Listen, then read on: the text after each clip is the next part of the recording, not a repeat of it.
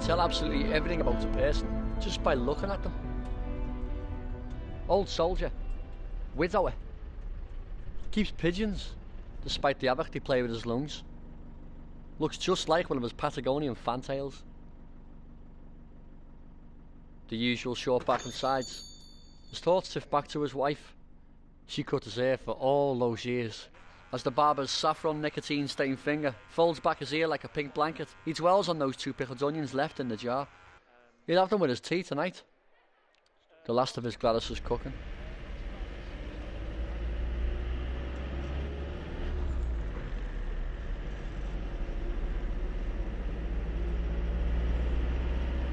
She necks like Godzilla. Proper continental jobs. Her tongue goes round his mouth like a pink jumper in a washing machine. He's so in love he can't shit. Spends all his day in his car park attendant's hut, thinking about her and worrying about his next epileptic fit. Less frequent since the bullying stopped. Or because he sweated like a Thunderbird puppet. Even if he did, who could blame him? With all the rituals he put him through. Like the crucifix, spread eagles over the bastard's back, then spun round and thrown off. Humiliating and painful. But no more. It's all in the past. He's got air now. He hopes.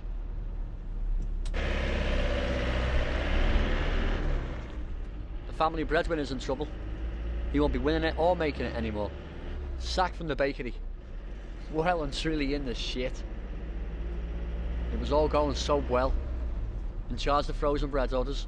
Responsible for getting all deliveries together in the deep freeze. They gave him a big heavy duty parka and thermal gloves. The lads called him the Abominable Dough Man. Loads of ovies, enough to buy a big flat screen telly, but not enough time to watch it. Darwin reckoned the survival of a species depends on its ability to change. He couldn't. The men in white coats came to take him away. 2 foremen found his locker rammed with stolen cakes. Next stop, Magistrate's Court. Then, the dole. Think positive, as Dad used to say. He is positive. Positive things can't get any worse.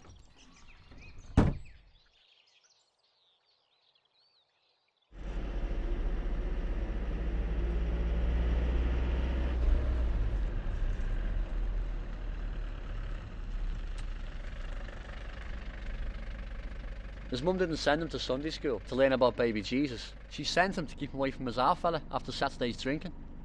Things weren't much better at school, but at least he had his milk. 25 little pyramid cartons to give out every day. Being a milkman was a responsible post. He'd never been happier till he met the girl of his dreams. Their eyes met when he asked her for the 69 and a portion of prawn crackers. As she served him a special chow mein, he knew she was the one. The heart melted when he let her dip a chip in his fried egg. Families didn't approve. His mates just took the piss. She's got no neck, like her dad. Chip off the old wok. He's heard them all before. Each one driving him a little further apart. Now she's dipping the chips in someone else's fried egg.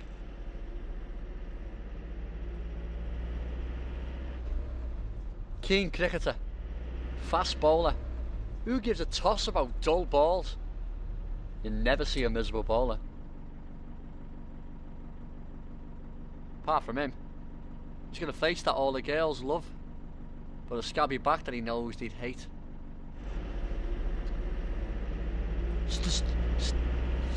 Stutterer. She made a life a misery. She tried all the tips and techniques. Take your time. Deep breaths. Sing it! Ta! Doesn't do any fucking good though. They're the best girls to keep her mouth shut. But she doesn't stutter in her head.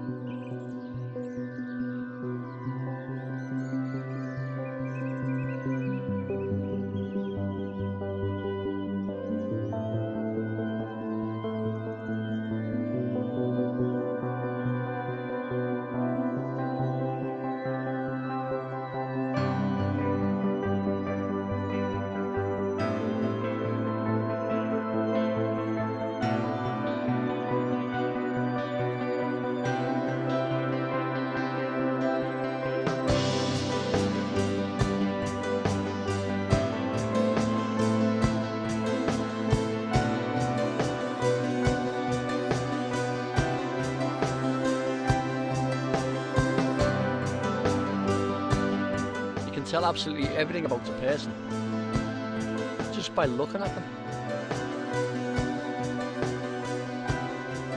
Human spirit, something you can't buy in a bottle. My prime might be restricted, but some people never even reach theirs.